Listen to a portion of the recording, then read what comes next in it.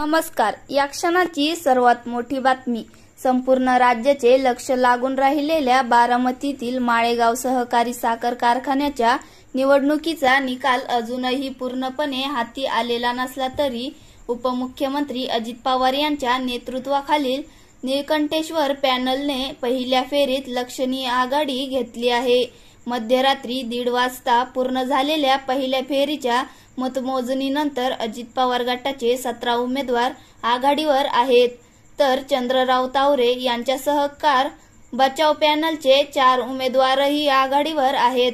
मिळालेल्या माहितीनुसार उपमुख्यमंत्री अजित पवार हे मतमोजणीच्या पहिल्याच टप्प्यात ब वर्ग गटातून एकमेव विजयी उमेदवार म्हणून घोषित झाले आहेत, ज्यामुळे त्यांच्या पॅनलची विजयी सुरुवात पाहायला मिळाली.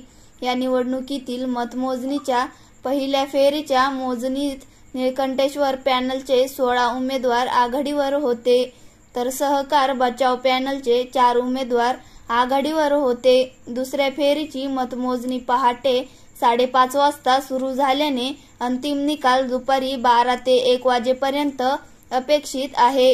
या निवडणुकीत अजित पवार आणि चंद्रराव तावरे यांच्यात अटीतटीची लढत पाहायला मिळत आहे. अत्यंत चुरशीच्या सांघवी गटामध्ये कारखान्याचे माजी अध्यक्ष चंद्रराव तावरे आणि रणजित खलाटे हे सहकार बचाव पॅनलचे उमेदवार आघाडीवर आहेत. बारामती गटामधून अजित पवार गटाचे देवीदास गावडे आघाडीवर असून तावरे गटाचे उमेदवार जी.बी. गावडे हे देखील आघाडीवर आहेत. महिला गटातून अजित पवार गटाच्या संगीता कोकरे आघाडीवर असून सहकार बचाव पॅनलच्या राजश्री कोकरे ही आघाडीवर आहेत.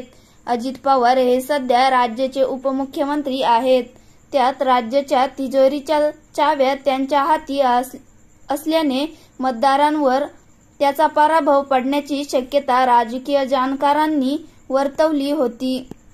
माळेगाव साखर कारखाना निवडणुकीच्या प्रचारात अजित पवार यांनी कारखान्याला 500 कोटी रुपयांची आर्थिक मदत देण्याचे आश्वासन दिले होते, ज्याचा परिणाम मतदानावर पाहायला मिळत आहे. आतापर्यंतची परिस्थिती लक्षात घेता अजित पवार यांच्या पॅनलला मोठे यश मिळण्याचे संकेत मिळत आहेत.